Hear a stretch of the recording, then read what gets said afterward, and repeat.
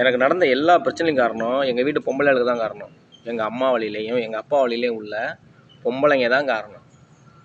இவளுகளுக்கு மட்டும் இஷ்டத்துக்கு வாழணும், இஷ்டத்துக்கு இருக்கணும், இஷ்டத்துக்கு பண்ணணும். நாம் வந்து அரசியல் பண்ணிடக்கூடாது, 4 பேர்த்துக்கு நல்லது பண்ணிடக்கூடாது, ஒரு 10 ரூபாய் வாங்கி ஒருத்தனுக்கு டீ வாங்கி கொடுத்துடக்கூடாது, என்னால் முடிஞ்ச சின்ன சின்ன உதவிகளை யாருக்கும் பண்ணிடக்கூடாது. நான் சம்பாதிக்கிற காசை பூரா இவள்கிட்ட தூக்கி கொடுத்துவிட்டு நான் கடைசியாலும் ஒண்டி கட்டையாக தனியாகவே உட்காந்துருக்கணும். நான் கல்யாணம் காட்சின்னு வாழ்ந்துடக்கூடாது.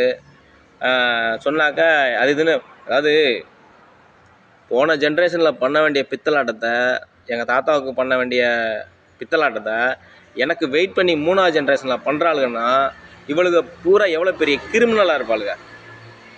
எங்கள் அம்மா வழியில் உள்ளவர்களும் எங்கள் அப்பா வழியில் உள்ளவர்களும் பொம்பளைங்க பூரா எவ்வளோ பித்தலாட்டக்காரிகளாக இருப்பாளுங்க.